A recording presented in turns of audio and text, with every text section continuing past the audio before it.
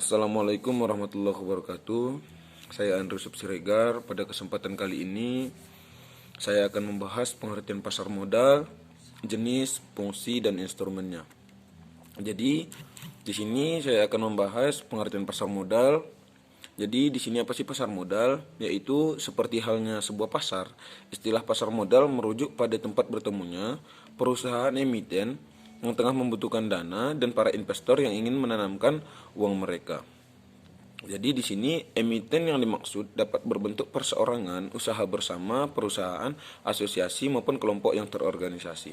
Jadi di pasar modal, emiten diperkenalkan untuk menawarkan efek perusahaan berupa surat berharga komersial, surat pengakuan utang, saham, obligasi, dan tanda bukti utang, kontrak berjangka atas efek hingga unit pernyataan kontrak investasi kolektif.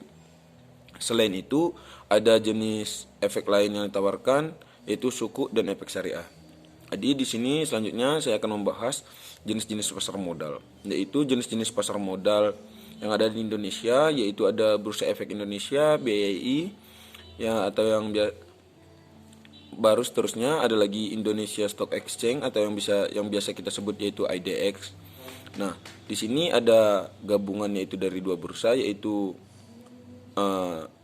BES yaitu Bursa Efek Surabaya dan BEJ yaitu Bursa Efek Jakarta. Sementara itu di sejumlah negara Asia juga memiliki pasar modal mereka sendiri, yaitu seperti Malaysia, KLSE, seperti di Thailand, Stock Exchange of Thailand yaitu SET, yang di Filipina, Philippine Stock Exchange atau PSE, dan seterusnya ada Chi Minh City Stock Exchange.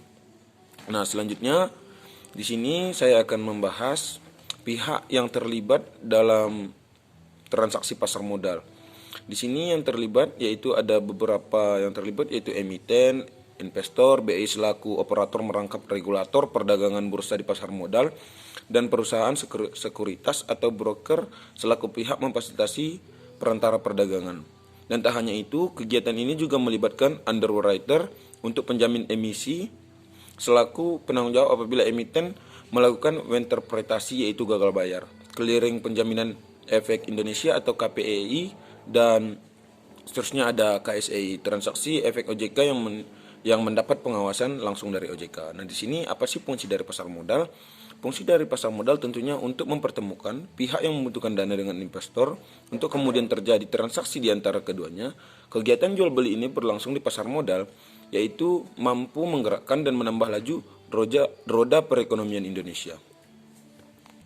Selain itu, hal-hal yang tadi yang sudah dijelaskan, pasar modal juga berfungsi sebagai pemerataan pendapatan, meningkatkan kapasitas produksi, meningkatkan pendapatan negara, indikator perekonomian negara juga berjalan dengan lancar, dan seterusnya, yaitu ada instrumen-instrumen pasar modal. Nah, di sini ada beberapa instrumen, yaitu ada saham, surat utang atau obligasi, seterusnya reksadana, seterusnya ada derivatif.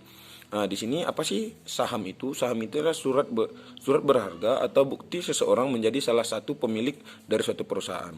Pemilik saham berhak mendapat dividen dan pembagian keuntungan. Selanjutnya ada surat utang atau obligasi. Pemilik surat utang punya hak untuk memperoleh bunga dan pelunasan utang pada jangka waktu yang telah ditentukan. Seterusnya ada reksadana. Reksadana ini dikenal sebagai wadah untuk pengumpulan serta pengelolaan dana dari beberapa investor. Dana ini nantinya akan dikelola oleh seorang manajer investasi. Yang terakhir yaitu ada derivatif. Derivatif ini merupakan surat berharga untuk turunan dari saham. Ini ada dua jenis derivatif yang biasa ditemukan di Indonesia, yaitu right and warrant. Jadi sekian daripada pembahasan kali ini tentang pasar modal. Kurang dan lebihnya saya mohon maaf. Wabillahi taufiq wal hidayah. Assalamualaikum warahmatullahi wabarakatuh.